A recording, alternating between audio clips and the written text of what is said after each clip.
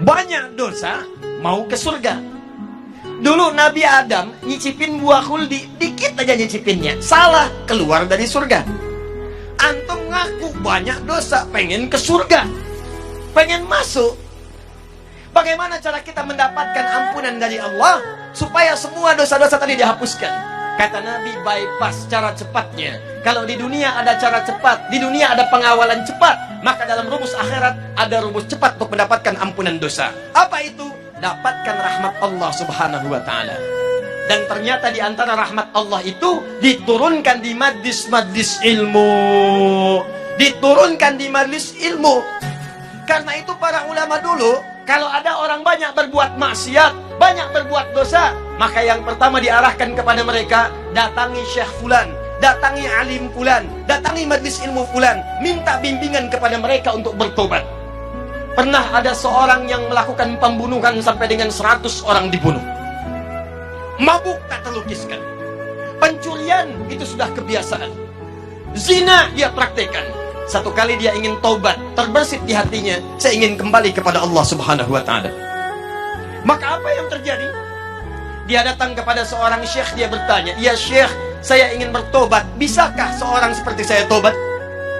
Kata syekh tadi, Allah akan menerima semua hamba yang ingin bertobat kepadanya. Datang ke masjid fulan, datang ke majlis fulan, datangi guru fulan, minta bimbingan untuk bertobat kepadanya. Karena dia yang paling mampu untuk mengajari engkau. Ini adab dari para ustadz, adab para kiai, adab para alim, adab para guru. Jadi kalau kita bukan pakar di satu bidang, maka rujuklah kepada guru yang lain untuk mengajarkan. Ketika orang ini berangkat kepada majlis yang disebutkan, ternyata di tengah jalan, belum sampai ke tujuan, di pertengahan maut datang menjemputnya. Tiba-tiba wafat di pertengahan jalan. Tahukah Anda apa yang terjadi? Saat wafat itulah malaikat kemudian turun, tapi terkejut mendapat perintah dari Allah subhanahu wa ta'ala. Apa perintahnya? Saya ampuni dosanya, saya jamin surganya. Saya telah siapkan surga untuknya. Maka bawa dia, siapkan dengan kenikmatan-kenikmatan kubur yang telah disiapkan. Kenapa orang ini tiba-tiba mendapatkan nikmat Allah? Kata para ulama, ternyata orang ini saat ingin menuju majlis ilmu mendapatkan rahmat Allah subhanahu wa ta'ala. Dibimbing di jalannya, setiap langkahnya dia istighfar. Astagfirullah, astagfirullah, astagfirullah. Baru berangkat menuju majlis ilmu, rahmat Allah turun kepadanya. Di tengah jalan dia istighfar, istighfar mengampuni dosa-dosanya. Langkahnya punya pahala datang ke majlis ilmu. Maka disitulah kemudian Nabi bersabda, buka hadis riwayat Ibnu Majah, nomor hadis 233, yang meriwayatkan sahabat namanya Abu Darda. Abu Darda itu Pak dulunya pengusaha. Dulunya agamanya Kristen, pindah masuk Islam. Begitu masuk Islam, beliau membuka usahanya yang mendekatkan dirinya dengan Allah. Cara usahanya, bikin dagangan di dekat masjid. Dekat masjid, apa tujuannya? Supaya lebih dekat dengan Allah. Kalau tiba waktu sholat, tinggalkan dagangan, saya bisa sholat dulu.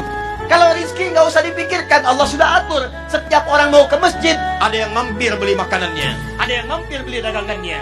Sampai kemudian ditiru oleh para sahabat-sahabat yang lainnya. Sampai sekarang kalau Anda haji atau umrah, Anda dapatkan dekat Masjid Nabawi ada orang-orang jualan di sekitarannya. Itu yang pertama kali jualan, namanya Abu Darda. Meriwayatkan hadis dari Nabi, apa bunyinya? Kata Nabi, perhatikan kalimatnya.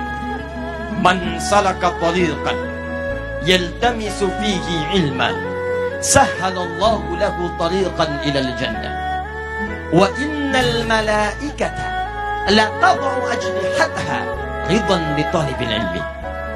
Kata Nabi, siapapun yang menyiapkan dirinya, kemudian dia melangkahkan kakinya menuju majlis ilmu, maka saat dia akan melangkah itu, Allah telah menuliskan jaminan baginya. Setiap langkahnya akan memudahkan langkah dia menuju surga. Dan kalau penuntut ilmu mengetahui, ini bahasa Nabi, sejak dia akan keluar dari rumahnya, malaikat sudah menaungi dengan sayapnya. Di saat bapak ibu ini mau keluar rumah, datang ke sini, jangan dikira sendirian.